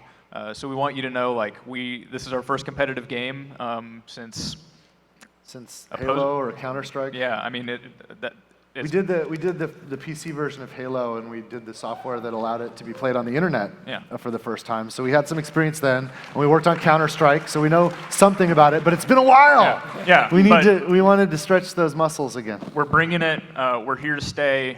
We've got a lot of cool stuff coming out. We're going to be here. You'll be able to find Randy, me, and a bunch of other developers on the forums, on Reddit. Please talk to us. We love hearing from y'all. And that's Texan for all of you. Yeah. Y'all is the best word in the world. Y''ALL. I have a surprise for you. I told you that we're going to be doing 5 additional characters after the launch, and that they'll all be free. And we've talked to you a bit about Alani. We have started some concept art for the other 4 characters and more. These are some simple teases of some concept art. One of these pieces might make it into one of the characters or more of the characters. We'll see. Please don't hold us to any of this, because this is a work in progress. You have to understand that as soon as the game went gold, we got to work on this stuff. But we really couldn't begin working on what comes after the game until we finished the game, and that's only been very, very recently.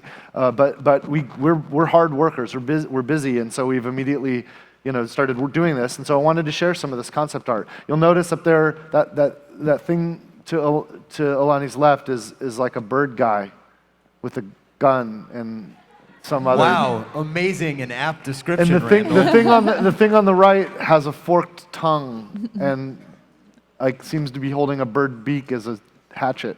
All you Benedict fans that enjoy avian-based gameplay with explosions. There's some other stuff we're going to make you happy. Well, there's some other stuff we're going to do too. And we're playing around with it, and we're going to make some decisions. But that's a kind of a hint as some of the direction we're going in. If you have any thoughts about these things, if you want to talk about them with us, we have forums on the gearboxsoftware.com website. Please join in the conversation. You actually influence us more than you know. Yeah. So that's been a nice little peek at what happens behind the scenes, how characters are born into Battleborn. Varnell would have made a better pun than that. Oh. You both are troublemakers. So, of course, every character that you know and love already, such as Miko, has also went through that process. And here's Miko in concept. But there's a final stage to a character's development, and that's when the character gets into the player's hands, and you all tell us what the character is really going to become. With Miko, come on, slide. You guys turned Miko into our top healer in open beta. So that's 33.5 billion hit points healed. 41% of groups contained at least one Miko. That's insane. That's a good plan. There are 25 characters, and 41% of groups contained this character. That's insane. People love mushrooms. I thought... I'm on 4 right now, baby. The walls are melting, though. I thought it was such an insane thing. I'm like, well, we have to do it. But when we went after Miko, I kind of expected that we might be the only people that liked Miko. But I'm so happy that I'm wrong, because what it says is The world wants new things. The world wants fresh things instead of the same old stuff over and over again. And when we take risks to build new IP like Battleborn, we die unless people want new things. So thank you for playing Miko. And Thorn is another favorite. Here you can see her in concept. You can see that she had a little bit of a hairstyle change at a point. Thorn, you guys have now turned her into one of our top 3 damage dealers. During the beta, Thorn had a couple of characters that annoy her a little bit. Toby, because he's so damn cute, and Marquis, because he's such an elitist. This is how many times Thorn killed Toby, who was only available on PS4, by the way, and Marquis. That's quite a difference. Yeah. That's almost 10 to 1. Thorn and Miko actually are up to something else outside of Battleborn, too. That's real. Yeah. That's real. This is real. That's real. This is real. This is so weird. Can't explain it. Can't explain it. Yeah, Harmonix is actually having a panel. They're going to tell you a little bit more about what this is. That is at 3:30 on Sunday in Condor Theater, I believe. Check out the Harmonix panel on Sunday. Yes. And you're going to learn about how Battleborn characters are in Rock Band 4. And a bunch of other cool stuff. Now, who's played Rock Band? Come on. It's awesome that it exists. Now, there was a time when we thought there weren't going to be any video games but those that you played with the guitar. And it just exploded. And it's, you know, it's kind of, the bubble kind of burst a little bit. But look, we need to keep the dream alive. Support music games. They're awesome. Support music games. They're a lot of fun. So check them out. Mikey, did you bring something special for us?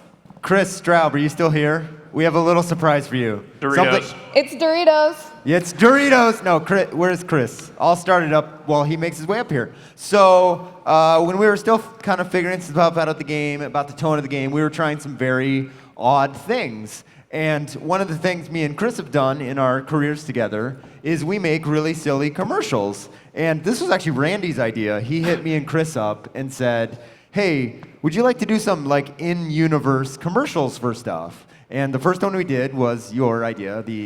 We're gonna be able to talk about it a little bit, yeah. Okay. Well, I don't even remember is it the first one we're about to see? So the idea is it's the last star. Tell me what to say. So we were thinking, what are some ideas? So you had Boltok Sarn, the last lawyer in the whole universe. The last lawyer. Yeah. Who is like a crappy ass lawyer. And we're going to roll him in a second. And then I did one with you. We wrote it together. We thought it'd be really funny to do one of those Neil deGrasse Tyson shows. Oh, yes. About astronomy, because there's only one star. And that was so the sticky and scientists so have funny. suffered. Yeah. So here they are. I don't want to take too much of your time, so let's roll that beautiful bean footage.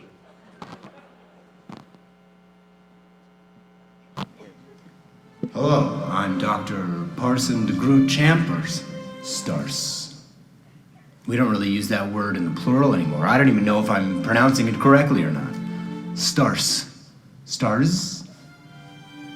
Huh. Once the cosmos was dotted with billions of the darn things in formations called galaxies. In fact, people used to draw pictures between them called constellations.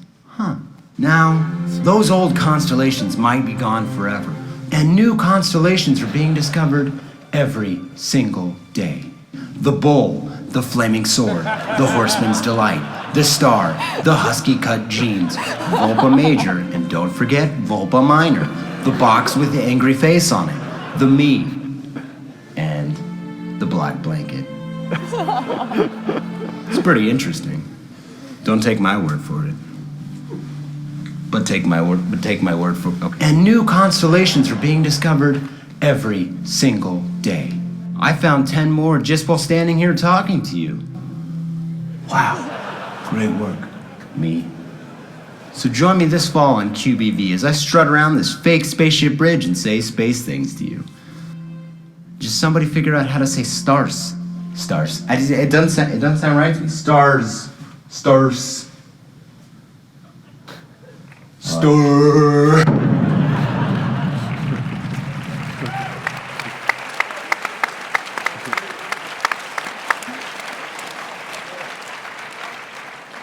Let's do the other one. These are the lawyer It's ones. Yeah, the last lawyer. Wait. It's coming. Calm down, guys. Is it Roll coming? with the punches.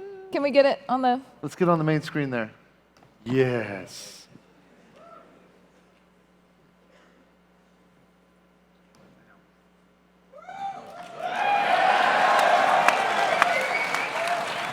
Was your home destroyed by a coronal mass ejection? Was a loved one impaled by a plasmite shard? What about your dog? How's he doing? Oh, shit. What about your dog? How's he doing? You didn't do anything wrong. That's a star's fault. I'm Boltok Sarn, the last lawyer, and I'm gonna fight for your right to be compensated. Can a star be sued? Let's find out together.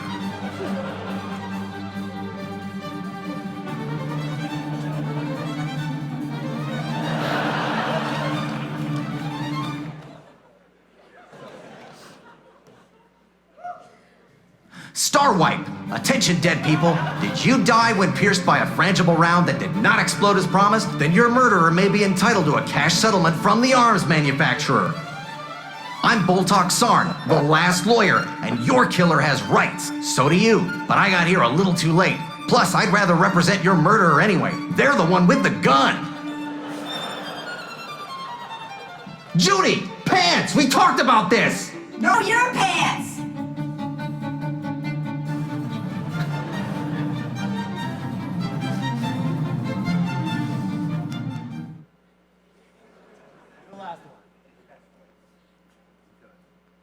Have you been injured by stray ordnance from a so-called peacekeeper like Oscar Mike?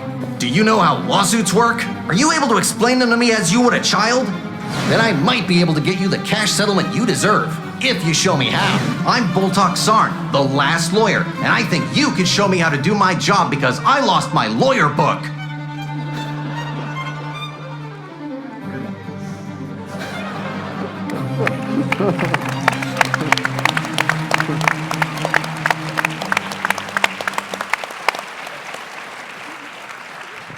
No, we're good. No, we're we good saw now. these. Things like that help us realize that we shouldn't even try to take ourselves seriously. So, but when we're hunting for the tone of a franchise, we play with things like that, and I'm glad we got to share those pieces with you.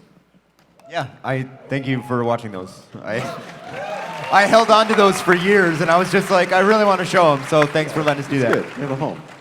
Thanks, you guys. That was fun. One thing that happens when we make stuff is sometimes some of you guys just sort of take it and run with it. Like, you know, I don't know where the line is between homage and stealing. But, you know, sometimes people like go on the internet and just like, you know, use our content and make their own content and like put ads in front of it. No. Nobody does that. What are you talking about? Crazy. Sometimes it's actually pretty cool. We found this one thing. Somebody made a rap song out of Battleborn already. Do you guys want to see what it looks like when you steal other people's intellectual property for your own content? All right, let's watch it.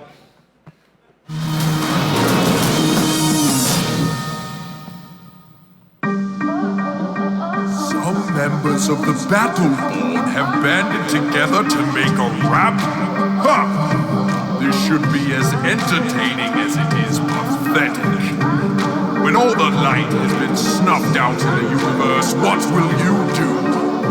Will you fight together? Or die alone? Away with you, Red Dane, you traitorous scum! I'm as swift as a dreadwind, for your head I have come! I'm the veteran samurai of the degenerate empire! Don't ask what will happen if you should mess with a vampire! Okay, I'm not a vampire, but I get that a lot, so I just went with the flow, cause ladies think that it's hot! All my enemies will fall when I siphon their life force, and after they're dead, I'll lick their blood off of my sword! My tempo is shorter than your time on this planet. Don't get on my bad side, find a target I can't hit. I'm a thorn in your side. One thing is sure, you will die because I've got up to 5 arrows drawn at a time. Hit you with the volley, that's a horizontal barrage. Then I'll curse the earth upon which you walk. I got the eldritch vitality, I'm the last of my kind. I'm guided by nature, I'll bring the wrath of the wild. Born into battle, raised by a war.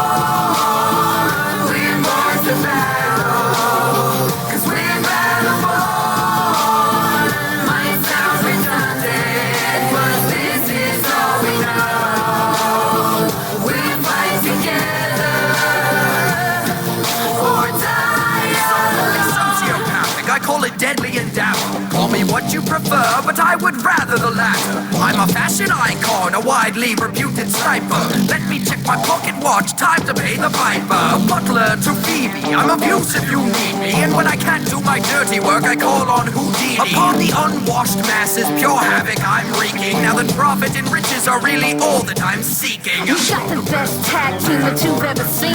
A demonic monster and an angsty team. Let's start the brawl, we'll be leading the roles. Best hang on to your shields, now you'll need them the most. A razor sharp claws and a whole lot of attitude. Call yourselves Battleborn, I just call them battle noobs. Wanna play fetch? You know I say yes. Let's show these other Battleborn how to play dead.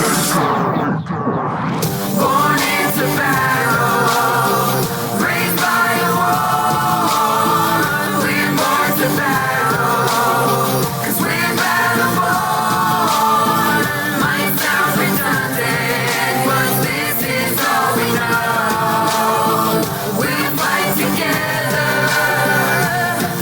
or die alone. So I can raise your morale. Who needs cover fire? 'Cause I'm laying it down. Came to keep the peace, look, or else he better be ready. 'Cause I'm the best with a minigun. What the heck is a heavy? Take a hike, son, while I pop another round. They call me Mr. Everest because I'm a man mountain. Dropping ice cold bar, dishing out winter. I'm the #1 lumberjack. I make you go timber. I don't have the time for your butt theatrics. You Battleborn were only born to get your ass kicked. LLC is conceded, the peacekeepers are weakest, and the Elfrid are overrated tree-hugging vegans. But if you're with the rogues, that's as low as you go. Now that the degenerate empire's under my control, all be destroyed when Solus falls. I would be more threatened by the overlord. Wait. Hold up, did he just say that? Yeah, he just compared us to Overwatch. All right, let's kick his ass! Born into battle, raised by a war. We're born to battle, 'cause we're Battleborn. Might sound redundant, but this is all we know. We'll fight together or die alone. We get it, Thorn. You can sing. Bloody show off.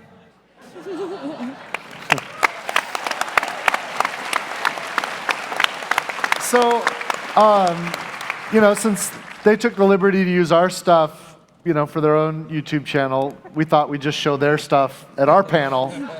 What comes around. Hey, but I Brandy. think the dude's here, right? Yeah, Jeff just texted who is, me who they're is it? here. Are you guys here? You guys are actually, you're here. Come on up.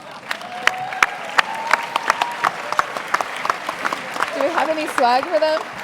What's your name? I'm Christian. Hi, Christian. John. Hi, John. Dude, that was fun. Yeah. You guys, was that a lot of work? Yeah, I mean, we've Give been him a doing mic. this- Yeah, Oh, thanks. this is crazy. So we There's started, a lot of dudes in here. Don't worry about it. Yeah, we started It's not making YouTube, man. videos. There's people. Yeah, there's people, like a lot of people. So we started doing this for fun back in 2008, and now we're here showing our video game raps at panels. That's at pretty conferences. awesome. Hey, So, thanks for yeah, making that. hey, thank you guys. I want because you got. I know it takes a lot of work to do that kind of stuff, and nothing thrills us more than when people like our stuff so much that they take their own hard work and make something even cooler out of it. So we wanted to give you guys some gifts. Jeff, where are you, Jeff? Wow. Jeff? We're getting so we're gonna gifts. shower you guys with gifts. for Oh making my this stuff. God. Oh my God. What do you guys got? I like. Can I keep the mic? I feel powerful talking into this this is a thing. claptrap robot. There's a loot chest. There's some gifts from Logitech. There's a bag full of swag. Backpack full of swag. So I'll take the mic. The mic's ours. All right. Oh, dude, no way. I don't even have a full set. This is okay. So this is the full set of. Can I look at these? Yeah, it's. These are the Battleborn miniatures that you get if you pre-order from who can you pre-order from to get these? GameStop. GameStop. Anybody else? You can buy that set at the 2K store. It's actually you can buy this being at the 2K sold at store? the show Okay, store so you too. can get it you can get these for free by pre-ordering, or you can buy them at the store here at PAX. I don't even have a full set yet. That's awesome. I want to point out that Scott Kester's over there super jealous of those figures right Yeah, now. Scott doesn't. None of us. Do any of you guys have a set yet? I have one Wrath, and it sits on my desk, and nobody's allowed to have it. I have one Montana. I don't have a full set. If you guys ever want to rap, you guys Ever want to rap? I drop pretty so. You are a master with words, sir. Put me off guard here. I dropped pretty dope beats, as you guys just heard. with That was Dustin. awesome. So if you guys ever want to be featured in any sick raps, You know, Let's do I it. probably will take you up We'll on do that. that. Because We'll I do do that. rap. Does Erica or Jeff have your contact info? Like, yeah. Okay, all right. 'cause- Also, any single Harley Quinn cosplayers, I'm single. Hit me up. He redeemed himself at the end. He came back strong. It is live. All right. All right. See ya. Thank you. So we're out of time. That's it. Yes, we are way out of time. Nope. Turn on the Exactly. fog machine. Turn on the fog machines. There it is. Okay, how did this get in here? This is not part of our presentation, No, Greg. this was part. You put it in the very front, and that was the whole. It doesn't why I belong at the came, end. why- It's time to find out what's happening. I hear you're announcing the Borderlands let's do 3 it. release date. I don't think they're leaving till you do, so. Did you just say the Borderlands 2 release date? 3. I said 2012. 3. Don't try to dance around it. So if there's anyone in the audience from 2K, cover your ears now. How about we do this? You guys know that a lot of the folks on stage were part of Borderlands 2 and have been working their ass off on Battleborn. And you also know that everything's a team effort at Gearbox. So what if I ask some of the folks here, because like it's no secret, obviously there's going to be another Borderlands. Obviously there's going to be another Borderlands. What have, let's see, who's been up to something? Scott, what have you been up to? Scott. I'll put you on the spot first. Battleborn. I know. No, but, you know. But what game are you going to work on when you go back to Frisco? As the art director of said game. So, Am I you can say It's it. okay, Say Scott. it, You can say say it. it. Borderlands 3. So, look, we don't even know if we're going to call it that. We might call it Borderlands 4 for all you know. The search for 3. We're figuring this out, but this is the story. The art director of Battleborn is the art director now for whatever the next Borderlands project is. Hashtag Forderlands.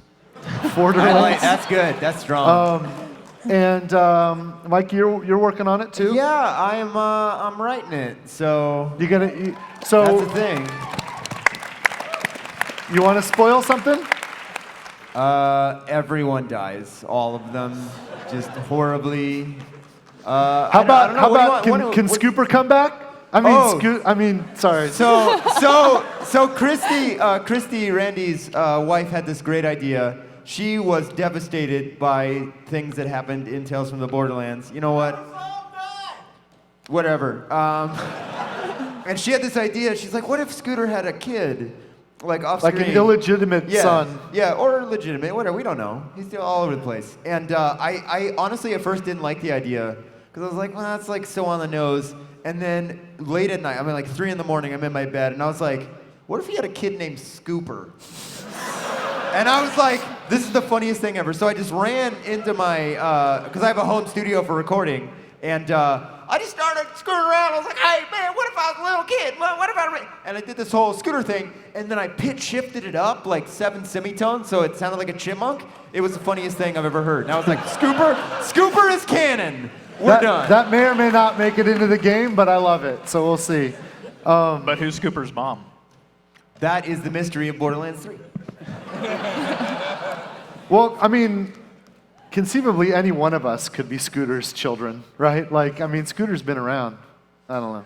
Well, that's weird when you consider the Scooter as me, so that whatever just happened, I am unsure. Well, okay. Anybody else? I'm your dad, is what I'm Anybody saying. else want to spill any beans? Well, you know, we've got this DLC coming out for, we talked about the operations for Battleborn, right? That's right. And so we have this great opportunity. You know how much we like Easter eggs. If you play Borderlands, you know there's a lot of Easter eggs, there's a lot of nods to other things in Borderlands. Brian, you know, you and I are still, the ink's still pretty wet on the Battleborn operations. I think we can find some...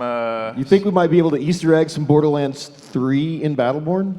I would not be shocked if You guys are found terrible. some hints. Well, there's already a lot modes. of Borderlands Easter eggs in Battleborn. There are, I mean, a number But they're all yeah. from previous Borderlands games. Yeah, yeah. So what if you put Easter eggs for future stuff in the DLC. I mean, we could do that. Do you want to do that with me? Do you want to do that together? Mike, do you want to be best friends forever? Mike, is what I'm let's- asking. So the gonna curl next, up.